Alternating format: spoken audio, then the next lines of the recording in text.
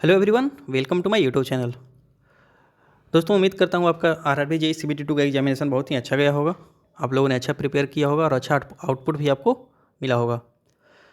इस वीडियो में मैं डिस्कस करूँगा आरआरबी जेईई CBT 2 के कुछ क्वेश्चंस के बारे में जो कि ऑब्जेक्शनेबल हैं या नहीं। मतलब कुछ ऐसे क्वेश्चन जिस पे आपको डाउट है कि इस पर ऑब्जेक्शन करनी है या नहीं करनी है, क्या है सही में क्वेश्चंस गलत है, क्या इसका आंसर सही में गलत दिया हुआ है या नहीं। ये सारी चीज़ें मैं इस वीडियो में डिस्कस करूँगा। तो इस वीडियो को शुरू करने से पहले मैं कुछ डिस्क्लेमर दे देता हूँ।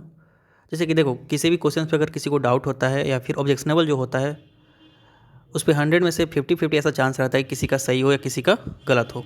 तो जिसका भी आंसर गलत होता है तो उसे बुरा लगता ही है कि नहीं, मेरे अकॉर्डिंग सही है, क्योंकि टेक्निकल सब्जेक्ट्स कोई 2-4 पेज का सब्जेक्ट नहीं है, बहुत ही वास्ट सब्जेक्ट है। तो कहीं ना कहीं आपको ऐसा मिल जाएगा कि हाँ, आपका जो ऑप्शन है वो जस्टिफाई होता रहेगा।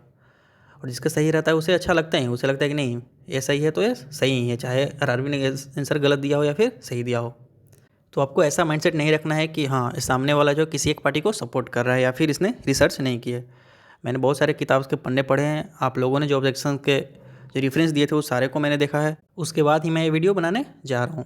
तो उम्मीद करता हूँ आप मेरे एक्सप्लेनेशन को समझेंगे, मेरे रेफरेंस को समझेंगे। ऐसा नहीं है कि बस कमेंट सेक्शन में लड़ाई करते रहना कि नहीं मेरा रेफरेंस सही है, तुम्हारा रेफरेंस गलत है।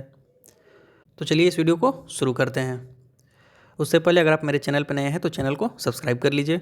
अगर वीडियो आपको अच्छा लगे तो वीडियो को लाइक ज़रूर करें। किसी भी तरह का डाउट, किसी भी तरह का डिस्कशन आपको करना हो तो आप कमेंट सेक्शन में अपना थाउट पुट कर सकते हैं, या फिर मेरे टेलीग्राम चैनल पर भी जुड़ सकते हैं, जहाँ पे बहुत सारे स्टूडेंट पहले से ही जुड़े हुए हैं। तो यहाँ पे कुछ क्वेश्चंस मैंने हाईलाइट करके रखा है, कुछ क्वेश्चंस जो एस्पिरेंट के द्वारा हाईलाइट किए हुए हैं या फिर डाउटफुल हैं, वैसे क्वेश्चन को मैंने लिया है। तो चलिए इस वीडियो को शुरू करते हैं और देखते हैं कुछ ऑब्जेक्शनेबल क्वेश्चंस को। तो यहाँ पे सबसे पहला क्वेश्चन है, the most simple epoxy injection method is dot dot injection. तो देखो, आप लोगों का जो एक्सक्यूज है, आप लोगों का जो रेफरेंस है उसमें दिया हुआ है कि जो मोस्ट इकोनॉमिकल है, जो सिंपल वर्क के लिए जो मोस्ट इकोनॉमिकल मेथड है वो हैंडगन मेथड हम लोग यूज करते हैं। बट यहाँ पे बात किसकी हो रही है? मोस्ट सिंपल मेथड की। आपको समझना है क्वेश्चंस को, सिर्फ रेफरेंस या फिर उसके वर्ड को कैच नहीं करना है, वो क्वेश्चंस को भी समझना है कि हाँ क्या आंसर हो सकता है। यहाँ पे सिंपलिस्ट करने का मतलब है किसी भी तरह का यहाँ पे मेथड यूज नहीं हुआ, यहाँ पे किसी भी तरह का कोई डिवाइस, किसी भी तरह का इंस्ट्रूमेंट यूज नहीं करना है, मतलब सिंपलेस्ट वे में आपको जाना है। यहाँ पे किसी भी तरह का इकोनॉमी का बात नहीं हुआ है। तो यहाँ पे जो आंसर दिया हुआ है ब्रश, वो बिल्कुल ही सही है। मैं फिर से बोल रहा हूँ, एक इंडिविजुअल की थाउट है, आपको मेरे अकॉर्डिंग नहीं रहना है। अगर आपको लगता है 1% भी लगता है कि आपका आंसर सही है, आपने जो भी आंसर टिक किया है वो सही है, तो आप ऑब्जेक्शन करो, क्योंकि आरआरबी देती है इसलिए है ना, ऑब्जेक्शन का टाइम इसलिए देती है कि आप ऑब्जेक्शन करो। तो आपको 1% भी किसी भी क्वेश्चन में डाउट है तो आपको ऑब्जेक्शन करनी चाहिए, किसी की नहीं सुननी है, ना तो किसी टीचर की, नहीं किसी एजुकेटर की, नहीं किसी फ्रेंड्स की। किसी भी क्वेश्चन पे आपको डाउट हो तो उसे ऑब्जेक्शन करना ही है। तो जो सिंपल इपॉक्सी इंजेक्शन मेथड है उसमें ब्रश बहुत ही मतलब एक राइट आंसर है, आप इसे राइट आंसर दे सकते हो, इस पर कोई ऑब्जेक्शन करने की ज़रूरत नहीं है। हैंडगन मेथड, हाँ, जो उसमें दिया हुआ है कि इकोनॉमिकल मेथड है तो बिल्कुल इकोनॉमिकल मेथड है। अगर आप स्मॉल वर्क के लिए ब्रश मेथड यूज करोगे तो अनइकोनॉमिकल हो जाएगा। क्यों? क्योंकि यहाँ पे मैन पावर ज़्यादा लगेगा, टाइम यहाँ पे ज़्यादा लगेगा। हैंडगन मेथड यहाँ पे इकोनॉमिकल हो जाएगा। बट यहाँ पे बात मोस्ट सिंपल इपॉक्सी मेथड की बोल रही है, तो यहाँ पे ब्रश मेथड बिल्कुल ही सही है। Now move to next question. Next question हम लोग देखते हैं। तो यहाँ पे मैंने, हाँ, for dewatering in cohesive soil which technique is typically ineffective. तो यहाँ पे क्वेश्चन है, कोहेसिव सॉइल के डिवाटरिंग के लिए कौन सी जो मेथड है या फिर टेक्निक है वो इनइफेक्टिव है। तो सबसे पहले तो यहाँ पे देखना है, इनइफेक्टिव पूछ रहा है, इफेक्टिव नहीं पूछ रहा है। तो यहाँ पे आरआरबी ने इसका आंसर क्या दिया है, वो है सम्प पंपिंग।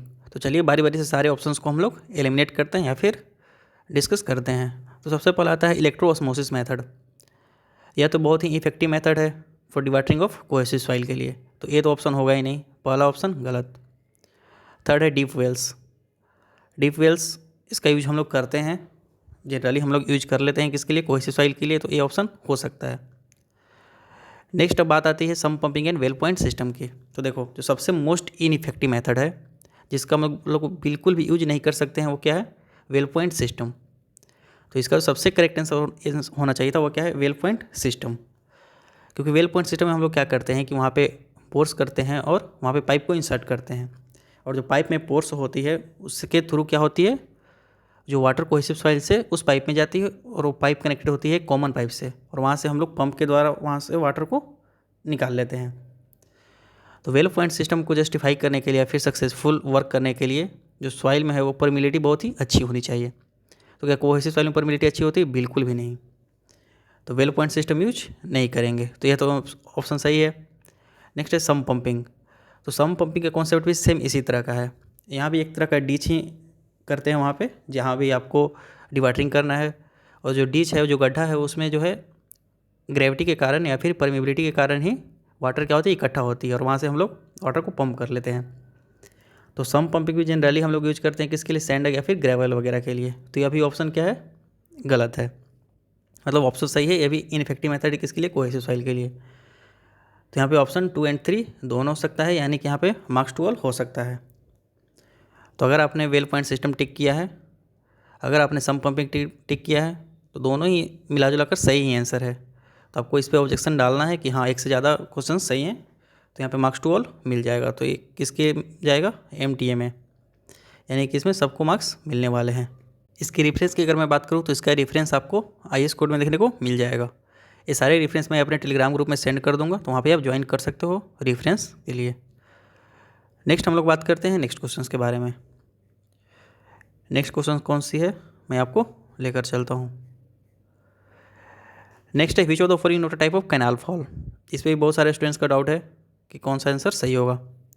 तब सिंपल से वियर फॉल जो दिया हुआ है वह सही है, क्योंकि वियर एक तरह का क्या है, एक अलग ही टाइप है। कैनाल फॉल में वियर फॉल नहीं आता है। जो वर्टिकल ड्रॉप फॉल है एप फॉल में आता है, नॉच फॉल हो गया, मोंटेगो टाइप फॉल हो गया, ये सब आते हैं कैनाल फॉल में। बट वियर फॉल ऐसा कुछ नहीं है। वियर एक जनरल एक सिंपल कंस्ट्रक्शन है, वर्टिकल टाइप का कंस्ट्रक्शन है। तो वर्टिकल ड्रॉप फॉल की तरह ही होता है वियर, और वियर फॉल ऐसा कुछ आप देखोगे भी नहीं फॉल के टाइप में। तो यहाँ पे जो RRB ने आंसर दिया है वो बिल्कुल ही सही है। इस पर ऑब्जेक्शन मेरे अकॉर्डिंग नहीं हो सकता है। तो ये भी कुछ स्टूडेंट्स का डाउट था, इसलिए मैंने इसको कंसिडर कर लिया था। नेक्स्ट देखते हैं विच of the following is not commonly use in pre fabricated construction. Pre fabricated construction में हम लोग किसकी यूज नहीं करेंगे? ऑप्शंस क्या क्या है? Tunnelling machine, tower crane, forklift and concrete pump. तो देखो सबसे पहला ऑप्शन है टनलिंग मशीन। तो टनलिंग मशीन नाम से आपको पता चल रहा है किस में यूज होगा? टनल बनाने में। ये जो टनल में जो होल्स होती है उसको बनाने के लिए हम लोग टनलिंग मशीन का यूज करते हैं। नेक्स्ट क्या है? वो है टावर क्रेन। तो टावर क्रेन आप जनरली देखते हो जहाँ भी कंस्ट्रक्शन होते रहती है, तो बड़े बड़े जो है प्री फैब्रिकेटेड पार्ट्स जो होती है उसको कैरी करने के लिए टावर क्रेन का यूज करते हैं। फॉक लिफ्ट क्या है? तो फॉक लिफ्ट का छोटे छोटे पार्ट को कैरी करने के लिए हम लोग फॉक लिफ्ट का यूज करते हैं। नेक्स्ट है कंक्रीट पंप। तो देखो जैसे कि यहाँ पे लिखा हुआ है प्री फैब्रिकेटेड कंस्ट्रक्शन, तो आपको लगेगा कि यहाँ पे कंक्रीटिंग का क्या यूज है, सारी चीज़ें तो प्री फैब्रिकेटेड है, बट ऐसा नहीं है। जो प्री फैब्रिकेटेड पार्ट्स होती है उसको ज्वाइन करने के लिए भी तो कंक्रीट की ज़रूरत पड़ती है, तो उसके लिए कंक्रीट पंप की यूज होती है। साथ ही साथ अगर फाउंडेशन आपको बनाना है तो फाउंडेशन भी प्री फैब्रिकेटेड तो होगी नहीं, फाउंडेशन तो जनरली वहाँ पे इन सिटू कंस्ट्रक्शन होती है, तो उसके लिए कंक्रीट पंप का यूज हम लोग करते हैं। तो नॉट कॉमनली यूज्ड, तो यहाँ पे टावर क्रेन हम लोग यूज करते हैं। फॉकलिफ्ट का यूज होता है छोटे पार्ट को कैरी करने के लिए। कंक्रीट पंप का भी यूज होता है। टनलिंग मशीन टनलिंग में यूज होता है, तो इसका यहाँ पे प्री फैब्रिकेटेड कंस्ट्रक्शन में कोई काम नहीं है, तो इसका आंसर क्या हो जाएगा? 1। तो यहाँ पे RRB ने बिल्कुल ही सही आंसर दिया, इस पर ऑब्जेक्शन नहीं हो सकता है, तो ऑब्जेक्शन यहाँ पे नहीं कर सकते हो। नेक्स्ट क्वेश्चन की मैं बात करूँ तो क्या है? What type of pump is commonly use for conveying ready mix concrete. RMC concrete को कैरी करने के लिए कौन सी पंप हम लोग यूज करते हैं? तो सबसे पहला ऑप्शन क्या है? Submersible pump. तो जनरली वाटर के अंदर सबमर्ज होता है, तो इसका यूज तो हम लोग करेंगे नहीं, तो ये ऑप्शन तो बिल्कुल ही गलत हो गया। पिस्टन पंप मैं बाद में डिस्कस करता हूँ। नेक्स्ट आता है gear pump and centrifugal pump. तो देखो बहुत सारे स्टूडेंट्स का कहना है कि सेंट्रीफ्यूगल पंप आंसर होगा, तो मैं यहाँ कोई रेफरेंस नहीं दे रहा हूँ, कोई आपको कोडल प्रोविजन नहीं दे रहा हूँ, कोई आपको रेफरेंस मैं नहीं दे रहा। सिंपली आपको देखना है सेंट्रीफ्यूगल पंप होती क्या है। तो आपके घर में जो पंप लगी हुई है जो टैंक को भरने के लिए, उस पंप को आपको देखना है और ख़ुद से सोचना है कि क्या इसमें कंक्रीट कैरी हो सकती है। आपको आपका जवाब मिल जाएगा, कोई रेफरेंस की ज़रूरत नहीं है, यहाँ पे कॉमन सेंस की बात है। तो सेंट्रीफ्यूगल पंप का हम लोग यूज नहीं करेंगे। क्यों नहीं? क्योंकि यहाँ पे वियर एंड टियर का प्रॉब्लम बहुत आ जाएगा, क्योंकि इसमें किनेटिक एनर्जी की बात होती है, किनेटिक एनर्जी से जो है पंपिंग होती है। तो सेंट्रीफ्यूगल पंप जो है वह गलत हो जाएगा। नेक्स्ट आता है गियर पंप। सेम प्रॉब्लम यहाँ भी है वियर एंड टियर का। यहाँ जो वाटर जो होती है वो गियर से होकर फ्लो करती है, तो अगर वहाँ पे कंक्रीट को अगर आप फ्लो करवाओगे जो उसमें सैंड प्रेजेंट है या फिर एग्रीगेट प्रेजेंट है, उसके कारण बहुत ज़्यादा वियर टियर होगा, तो ये नेक्स्ट टू इम्पॉसिबल है गियर पंप का भी यूज करना। नेक्स्ट क्या है ऑप्शन में यहाँ पे, तो है पिस्टन पंप। तो देखो ये पिस्टन पंप एक तरह का पॉजिटिव डिस्प्लेसमेंट पंप है, तो इसका यूज हम लोग आरएमसी कंक्रीट या फिर कंक्रीट को फ्लो करवाने के लिए या फिर पंप करने के लिए यूज करते हैं। क्यों? क्योंकि किसी भी तरह काइनेटिक एनर्जी पे वर्क नहीं करता है। इसमें जनरली हम लोग पिस्टन का यूज करते हैं या फिर प्लंजर का यूज करते हैं, उसके अंदर सक्शन प्रेशर को क्रिएट किया जाता है और कंक्रीट को पंप किया जाता है। तो जो राइट आंसर है वो क्या होगा, पिस्टन पंप। तो यहाँ पे आरआरबी का आंसर बिल्कुल ही सही दिया हुआ है, यहाँ पे ऑब्जेक्शन नहीं हो सकता है, ये मेरे अकॉर्डिंग। अगर आपको लगता है कि हाँ सेंट्रीफ्यूगल पंप आंसर होगा तो आप ऑब्जेक्शन कर सकते हो, बट मेरे अकॉर्डिंग पिस्टन पंप बहुत ही अच्छी आंसर है, एक राइट आंसर है, कोई ऑब्जेक्शन की ज़रूरत नहीं है। नेक्स्ट क्वेश्चन पे आपको लेकर चलता हूँ, जस्ट सेकेंड। नेक्स्ट क्या है, epoxy injection method is used effectively repair which of the following type of crack. तो देखो यहाँ पे BN दत्ता या फिर कंस्ट्रक्शन टेक्नोलॉजी की बुक है, वहाँ पे लिखा हुआ है कि जो इपॉक्सी इंजेक्शन या फिर इपॉक्सी मोर्टार का यूज हम लोग करते हैं वो सारे टाइप के क्रैक के लिए यूज करते हैं। बट यहाँ पे दिक्कत क्या है, वो आंसर हो सकता है, बिल्कुल हो सकता है, बट उससे पहले मैं ऑप्शंस को एक बार डिस्कस कर लेता हूँ। डोरमेंट क्रैक क्या होती है? डोरमेंट मतलब आप जानते हो कि डेड होता है। डेड क्रैक यानी कि वैसी क्रैक जो एक बार हो चुकी है, वो ना तो बढ़ेगी ना तो घटेगी, मतलब वो फिक्स है क्रैक। नेक्स्ट है एक्सपेंडिंग, एक्टिव एंड मूविंग।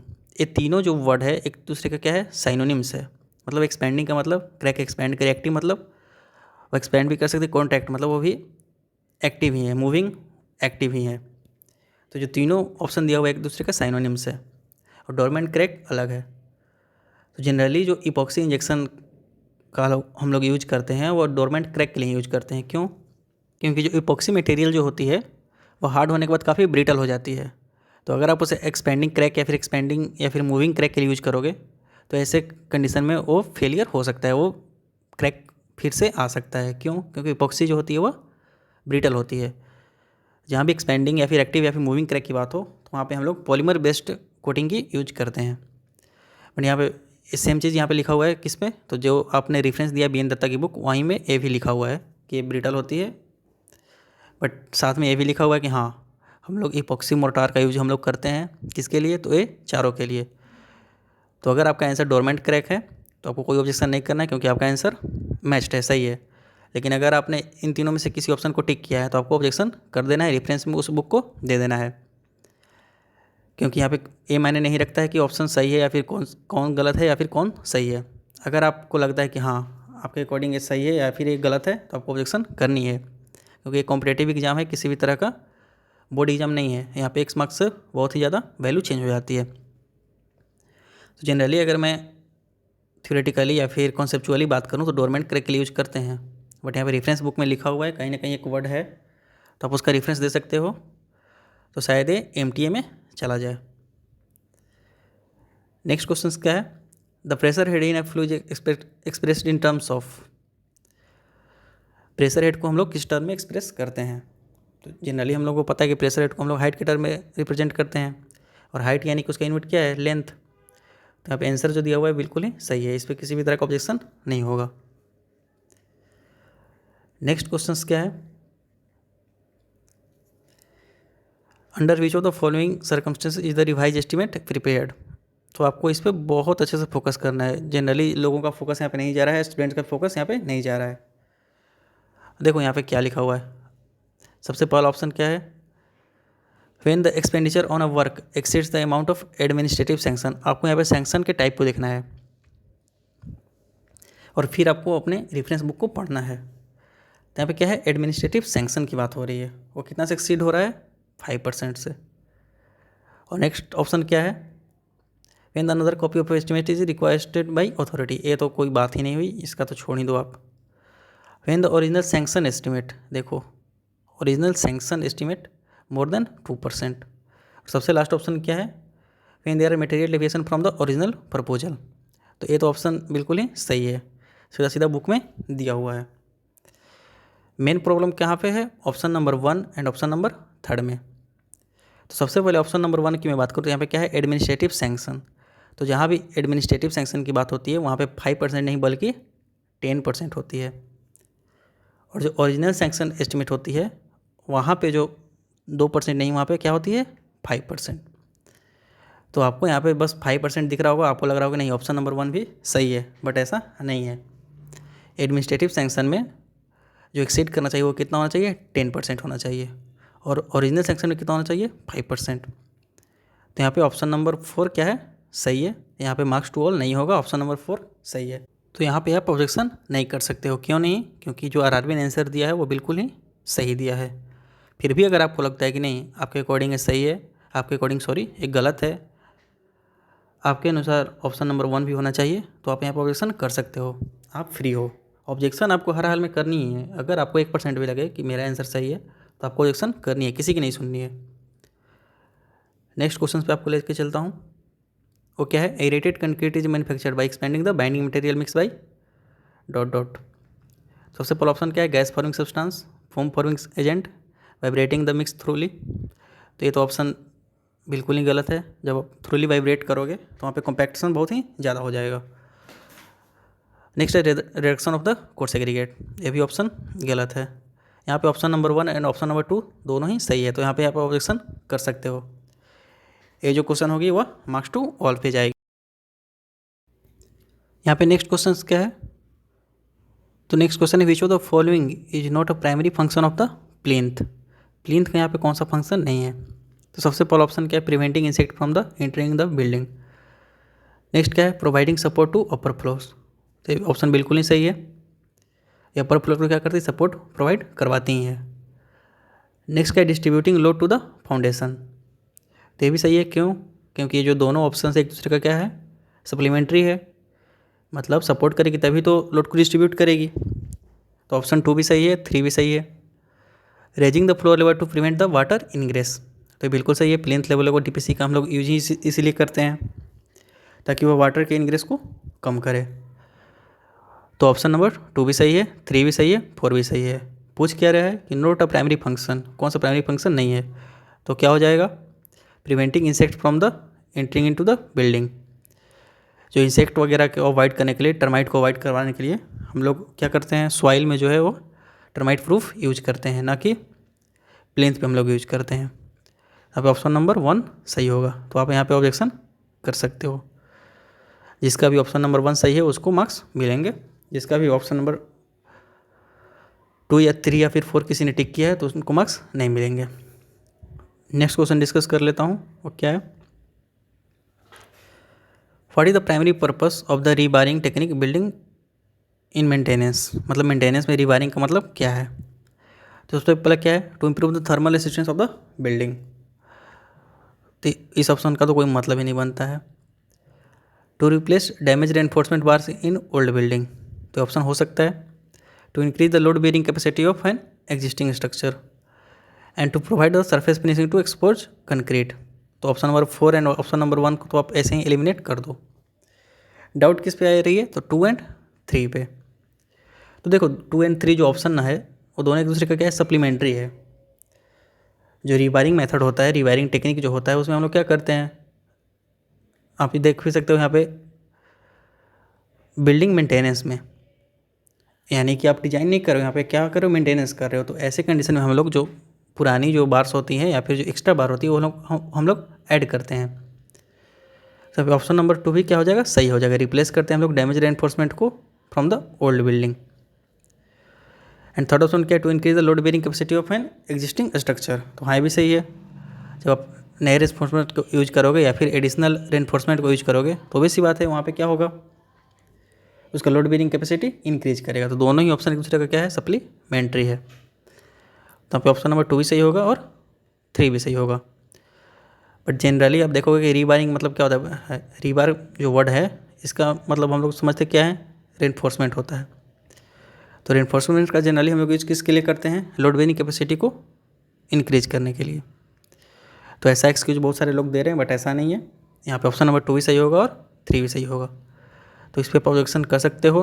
यहाँ पे क्या होगा, मार्क्स टू ऑल होगा। नेक्स्ट क्या है, विच of the following is the most accurate method of estimation. तो सबसे पहला ऑप्शन क्या है, क्यूरेट एस्टिमेट। ये तो अप्रॉक्स एस्टिमेट है, इसका तो छोड़ ही दो बात आप। Unit quantity method, total quantity method and throw estimate. तो देखो यहाँ पे जो थ्रो एस्टिमेट है ये ऑप्शन हो सकता है। क्यों हो सकता है? क्योंकि जो थ्रो वर्ड ही है वो क्या होती है, डिटेल होती है। थ्रो का मतलब एक साइनोनिम्स वर्ड है डिटेल्ड वर्ड का। जैसे आप एनालिसिस वर्ड सुनते हो तो आप सुनते हो ना कि थ्रो एनालिसिस करने जा रहे हैं, मतलब पूरी तरह से बेहतरीन एनालिसिस होने वाली है, एकदम कॉम्प्रिहेंसिव होने वाली है। तो थ्रो एक वर्ड ही है किसका, डिटेल्ड का। तो आप यहाँ पे ऑब्जेक्शन कर सकते हो कि हाँ थ्रो एस्टिमेट भी हो सकती है। रेफरेंस के लिए आप यहाँ पे लिख सकते हो कि नहीं, थ्रो जो वर्ड है वो साइनोनिम्स है किसका, डिटेल्ड वर्ड का। और मानना ना मानना तो आरआरबी पे डिपेंड करती है। तो क्या टोटल क्वांटिटी मेथड होगी? जी नहीं, यूनिट क्वांटिटी मेथड ये बुक में दिया भी हुआ है। जो यूनिट क्वांटिटी मेथड होती है वो एक डिटेल्ड एस्टिमेट होती है। तो इसका जो राइट आंसर है, जो 100% राइट है, वो क्या है, यूनिट क्वांटिटी मेथड। और जिन्होंने भी थ्रो एस्टिमेट टिक किया है उनका भी आंसर सही है। जिन्होंने भी थ्रो एस्टिमेट टिक किया है वो अपना ऑब्जेक्शन कर सकते हैं। जिन्होंने यूनिट क्वांटिटी मेथड भी टिक किया है वो भी अपना ऑब्जेक्शन कर सकते हैं। तो ऐसे केस में 90% चांस है कि यह क्या जाएगा, एमटी में जाएगा। अदरवाइज जो इसका राइट आंसर है वो यूनिट क्वांटिटी मेथड ही आरआरबी के द्वारा ज़्यादा चांस से कंसीडर किया जाएगा, या फिर मार्क्स टू ऑल में जाएगा। क्योंकि थ्रो एस्टिमेट भी हो सकता है। अगर मैं आइडियली बात करूँ, अगर कॉन्सेप्चुअली अगर बात करूँ, तो थ्रो एस्टिमेट राइट वर्ड है for detailed estimate. Next question क्या है, विच of the following note a type of flow line. तो देखो जो फ्लो लाइन होती है वह फ्लूइड के फ्लो को रिप्रेजेंट करती है, यानी कि उसके फ्लो को, बिहेवियर को रिप्रेजेंट करती है।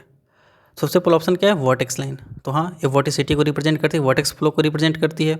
तो वर्टेक्स लाइन आंसर होगा, बिल्कुल होगा। पाथ लाइन एक इंडिविजुअल पार्टिकल के पाथ को रिप्रेजेंट करती है। स्ट्रीक लाइन किसी भी एक पॉइंट से पास करने वाले पॉइंट को आप ट्रैक करोगे तो वहाँ से क्या मिलेगा, स्ट्रीक लाइन मिलेगा। तो streak line, stream line, path line, vertex line, ये सारी क्या है, फ्लो लाइन है। बट क्या एनर्जी लाइन है, नहीं। एनर्जी लाइन क्या रिप्रेजेंट करती है, टोटल एनर्जी को रिप्रेजेंट करती है, मतलब potential energy, kinetic energy and pressure head. तो इसका राइट आंसर क्या होगा, एनर्जी लाइन। आरआरबी ने भी आंसर दिया है एनर्जी लाइन, तो इसमें ऑब्जेक्शन नहीं हो सकता। ये जो आंसर है बिल्कुल ही सही है। नेक्स्ट क्या है, तो विच of the following is incorrect about the contour interval of A contour map. तो सबसे पहले आपको वर्ड देखना है इनकरेक्ट वर्ड। तो इसका राइट आंसर क्या हो जाएगा, ऑप्शन नंबर 2। जो कंटूर इंटरवल होती है वो डायरेक्टली प्रोपोर्शनल होती है स्केल ऑफ द मैप के, तो नहीं, इन्वर्सली प्रोपोर्शनल होती है। मतलब मैप में आप जितना स्केल बड़ा यूज करोगे कंटूर इंटरवल उतना आप कम लो। क्योंकि बड़ा स्केल आप कहाँ लेते हो, बड़ा स्केल आप वहाँ लेते हो जहाँ पे एरिया क्या होती है, छोटी होती है। तो जहाँ भी एरिया छोटी रहेगी वहाँ पे कंटूर इंटरवल क्या लोगे, आप छोटे लोगे। यानी कि स्केल आप बड़ा ले रहे हो तो कंटूर इंटरवल क्या लोगे, छोटा लोगे। वहीं अगर आप किसी बड़े एरिया का क्या कर रहे हो, सर्वे कर रहे हो, तो वहाँ पे जो स्केल लोगे क्या लोगे, छोटा लोगे। तो ऐसे कंडीशन में अगर बड़े एरिया का आप सर्वे कर रहे हो तो कंटूर इंटरवल क्या लोगे, ज़्यादा लोगे। यानी स्केल छोटा तो कंटूर इंटरवल ज़्यादा, स्केल बड़ा तो कंटूर इंटरवल क्या है, छोटा। तो ये कैसी होती है, इन्वर्सली प्रोपोर्शनल होती है, ना कि डायरेक्टली प्रोपोर्शनल होती है। तो यहाँ पे इनकरेक्ट वर्ड पूछा है, इनकरेक्ट ऑप्शन पूछा है, तो क्या हो जाएगा, ऑप्शन नंबर 2। तो यहाँ पे आप ऑब्जेक्शन कर सकते हो। ऑप्शन नंबर फर्स्ट क्या है, large contour interval is used where the time available for the survey is less. तो बिल्कुल ही सही है। जहाँ भी आपका कंटूर इंटरवल लार्ज रहेगा उसका हम लोग यूज कब करेंगे, जब मेरे पास टाइम अवेलेबल कम रहेगा। जैसे मान लो आपके पास कम टाइम रहता है तो आप क्या करते हो, बड़े बड़े डेग लेते हो, मतलब जल्दी जल्दी चलते हो। तो वैसे ही जहाँ भी मेरे पास कम टाइम रहेगा वहाँ पे मैं कंटूर इंटरवल क्या लूँगा, ज़्यादा लूँगा। तो ऑप्शन बिल्कुल ही क्या है, सही है। लेकिन पूछ क्या रहा है, इनकरेक्ट वर्ड, तो ऑप्शन नंबर 2 हो जाएगा। तो यहाँ पे ऑब्जेक्शन कर सकते हो 100%, ऑप्शन नंबर 2 ही सही है। नेक्स्ट कौन सी क्वेश्चन है, वो मल्टीप्लाइंग कॉन्स्टेंट के बारे में। तो ये तो सिंपल सा है, आपको किसी भी बुक में देखने को मिल जाएगा। आप आर अगोर पूनमिया किसी का भी बुक देख लो तो वहाँ पे मल्टीप्लाइंग कॉन्स्टेंट को क्या हम लोग बोलते हैं, स्टेडी इंटरवल फैक्टर। तो इसमें तो कोई डाउट ही नहीं है। नेक्स्ट कोई क्वेश्चन है, मैं देख लेता हूँ। हाँ, site plan is also known as plot plan, इसमें भी स्टूडेंट का डाउट था। तो प्लॉट प्लान बिल्कुल ही आंसर सही है, यहाँ पे आप ऑब्जेक्शन नहीं कर सकते हो। नेक्स्ट क्या है, स्लिप जॉइंट के बारे में। तो देखो स्लिप जॉइंट नाम से ही पता चल रहा है, स्लिप जॉइंट एक यहाँ पे यूज करोगे जहाँ पे आपको थर्मल चेंजेस देखने को मिलेगा, मतलब थर्मल एक्सपेंशन या कॉन्ट्रैक्शन। तो उसके कारण जो उसके लेंथ या फिर विड्थ में जो चेंजेस आएंगे उसको कैरी करने के लिए क्या हम लोग यूज़ करते हैं, स्लिप जॉइंट को। उस मूवमेंट को अलाउ करने के लिए हम लोग स्लिप जॉइंट को यूज करते हैं। ये आपको आईएस 456 में भी देखने को मिल जाएगा या फिर मेंटेनेंस वाले कोड में भी देखने को मिल जाएगा। स्लिप जॉइंट, ये जनरल टर्म है यार, स्लिप जॉइंट को हम लोग यूज करते हैं किस में, टेम्परेचर वेरिएशन में। तो ऑप्शन नंबर 2 जो आरआरबी ने दिया है बिल्कुल ही सही है, मेरे अकॉर्डिंग यहाँ पे ऑब्जेक्शन नहीं होगा। नेक्स्ट क्वेश्चन क्या है, तो plinth protection along external wall is essential to prevent which of the following. Plinth protection का यूज हम लोग कहाँ पे करते हैं, तो thrust of super structure load, weathering of subsoil due to vegetation, lateral pressure on wall and floors, atmospheric action on foundation. तो यहाँ पे आप ऑप्शन नंबर 4 को टिक कर सकते हो, सबसे बेस्ट सूटेड ऑप्शन यही है, एटमॉस्फेरिक एक्शन ऑन फाउंडेशन। तो आपको कन्फ्यूज नहीं होना है plinth protection and plinth beam में। जो प्लिंथ बीम कंस्ट्रक्ट की जाती है वो प्लिंथ लेवल पे कंस्ट्रक्ट की जाती है, बट जो प्लिंथ प्रोटेक्शन है वो वॉल और फाउंडेशन के बीच में कंस्ट्रक्ट की जाती है। इसका मेन पर्पस क्या है, एटमॉस्फेरिक एक्शन और फाउंडेशन पे को कम करने के लिए, फिल्ट्रेशन को कम करने के लिए, एटमॉस्फेरिक एक्शन को कम करने के लिए। तो होप सो आपको एक्सप्लेनेशन पसंद आया होगा, आपको ये डिस्कशन ये एनालिसिस पसंद आया होगा। देखो आरआरबी एसएससी जेईई ऐसे लेवल जो थ्योरेटिकल क्वेश्चन पूछती है या फिर थोड़े बहुत टिपिकल क्वेश्चन पूछती है, तो ऐसे क्वेश्चंस को आप 100% एक कहना कि एक क्वेश्चन सही है, ये ऑप्शन सही है, तो बहुत ही मतलब क्रिटिकल हो जाता है। ये खुद अगर बीएन दत्ता साहब भी आ जाएं, अगर खन्ना और जुस्टो साहब भी आ जाएं, तो ये नहीं कह सकते कि हाँ 100% सही है, क्योंकि आरआरबी क्वेश्चन ही ऐसी पूछती है। मतलब उसने क्वेश्चन दे दिया, चलो ठीक है एक क्वेश्चन दे दिया, उसका एक आंसर है, उसने एक ऑप्शन में ऑप्शन नंबर 1 2 3 किसी में डाल दिया, अब उस ऑप्शन के अलावा वो कोई भी ऑप्शन डाल देता है। अब चाहे वो ऑप्शन उससे मैच करे या फिर ना करे, तो दिक्कत क्या होती है, जब दोनों ऑप्शन मैच कर जाती है, मतलब उसका कोई सिनोनिम्स आ जाता है, तो ऐसे में दो आंसर सही हो जाते हैं। तो आपको इस पर लड़ाई झगड़ा नहीं करना है, खुद में आपको ऐसा नहीं करना कि हाँ मैंने जो रेफरेंस दिया वो सही है, दूसरे ने जो रेफरेंस दिया वो गलत है। एक क्वेश्चन ही ऐसा है जहाँ पे आप 100% कह ही नहीं सकते हो कि 100% मेरा जो रेफरेंस है वो सही है, जो मैंने टिक किया वो सही है। ये डिपेंड करती है आरआरबी पे कि वो क्या सोचती है और क्या आंसर सही करती है। तो मार्क्स टू ऑल भी हो सकता है, बहुत सारे क्वेश्चंस में बहुत सारे ऑप्शंस के आंसर्स भी चेंज हो सकते हैं। तो होप सो आपको एनालिसिस पसंद आया होगा, अपनी प्रिपरेशन को बूस्ट करते रहिए, आगे बहुत सारी वैकेंसीज हैं, आपको ज़्यादा ये सब कटअप वगैरह एनालिसिस वगैरह में टाइम वेस्ट नहीं करना है, आपको अपनी पढ़ाई पे फोकस करनी है, क्योंकि एग्ज़ाम हो चुका है, अब सीधा रिजल्ट आएगा, आपको एनालिसिस कटअप एनालिसिस ये सबसे कोई चेंजेस नहीं होने वाले आपके मार्क्स में। तो मिलते हैं नेक्स्ट सेशन में, तब तक के लिए टेक केयर।